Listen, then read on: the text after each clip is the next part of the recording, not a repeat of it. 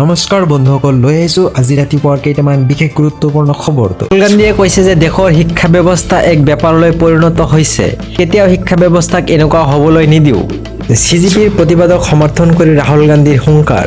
কোটি কোটি শিক্ষাৰ্থীৰ ওচৰত ক্ষমা খোজক শিক্ষামন্ত্ৰীয়ে। নৈতিক দায়িত্ব স্বীকাৰ কৰি পদত্যাগ কৰক ধৰ্মেন্দ্ৰ প্ৰধানে। দেশৰ শিক্ষা ব্যৱস্থা এক বেপাৰলৈ পৰিণত হৈ গৈছে। মই কেতিয়াও শিক্ষা ব্যৱস্থাক এনেকুৱা হ'বলৈ নিদিওঁ। দেশৰ সকলো শিক্ষাৰ্থীয়ে ভাল আৰু উন্নত শিক্ষা পাব লাগে। শিক্ষামন্ত্ৰীয়ে দেশৰ শিক্ষাৰ্থী সমাজক আতংকবাদী আখ্যা দিছে। টুইটাৰত কেন্দ্ৰ কৰি শিক্ষামন্ত্ৰীয়ে ধৰ্মেন্দ্ৰ প্ৰধানক প্ৰত্যাহ্বান ৰাহুল গান্ধীৰ। ইফালে চণ্ডীগড়ত ধৰ্মেন্দ্ৰ প্ৰধান মুৰ্দাবাদ ধৱনীৰ প্ৰতিবাদ NSUIৰ কৰ্মীৰ। ছাত্ৰক ন্যায় প্ৰদান আৰু শিক্ষামন্ত্ৰীৰ পদত্যাগৰ দাবী প্ৰতিবাদকাৰীৰ। কামাখ্যাত অম্বুবাচীৰ সময়ত সাধু বাবাৰ এক ভয়ংকৰ কাণ্ড। কামাখ্যাৰ আশীষ ল'বলৈ যোৱা ভক্তক প্ৰহাৰ সাধু। কেমেৰা ভক্তক প্ৰাণে মাৰা ভাবুকি দিছিল এই সাধু বাবাই। সাধু বাবাৰ কৰ্মকাণ্ডক লৈ তীব্ৰ প্ৰতিক্ৰিয়াৰ সৃষ্টি হৈছে এতিয়া। অম্বুবাচীত অপ্ৰীতিকৰ পৰিস্থিতিৰ সৃষ্টি কৰিছে এই সাধু বাবাজনে। ভক্তক আক্ৰমণ সাধু বাবাৰ। অশ্লীল ভাষাৰে গালি-গালাজ এই সাধু বাবাৰ। আজিৰ আন এটা ডাঙৰ খবৰ, ডিজিটেল এৰেষ্টৰ বিৰুদ্ধে দেশজুৰি CBIৰ অভিযান। অসমকে ধৰি 16খন ৰাজ্যত একে সময়তে অভিযান চলাইছে CBI। 8টা স্থানত তালাচী CBIৰ বিষয়াৰ।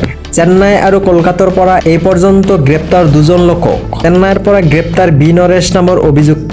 কলকাতাৰ পৰা গ্ৰেপ্তাৰ সঞ্জীৱ সাহা নামৰ আনজন অভিযুক্ত। ডিজিটেল এৰেষ্টেড সম্পৰ্কীয় 200টা গোচৰৰ ভিত্তিত CBIৰ অভিযান। CBIৰ প্ৰায় 60টা গোচৰে ভিন্ন ৰাজ্যত 80টা স্থানত চলাই তালাচী। ভুৱা কোম্পানী খুলি প্ৰবঞ্চনাৰ জাল পেলোৱাৰ অভিযোগ। এটা ডাঙৰ খবৰ, সিদ্ধাৰ্থ শৰ্মাৰ 2টা গোচৰ সন্দৰ্ভত বৃহস্পতিবাৰৰ শুনানি সম্পন্ন। 2টা গোচৰ সন্দৰ্ভত চৰকাৰলৈ জাননী উচ্চ ন্যায়ালয়ৰ। হাবিৰ এনেকুৱা গোচৰ সন্দৰ্ভতো জাননী উচ্চ ন্যায়ালয়ৰ। গোচৰৰ পৰৱৰ্তী দিন ধাৰ্য কৰা হৈছে 24 জুলাই। জুবিন গাৰ্গৰ হত্যাৰ গোচৰৰ পৰা ৰেহাই বিচাৰি সিদ্ধাৰ্থই তৰিছে গোচৰ। ছিংগাপুৰৰ পৰা আৰক্ষী আৰু পষ্টমৰ্টেম ৰিপৰ্ট আনিবলৈ গোচৰ।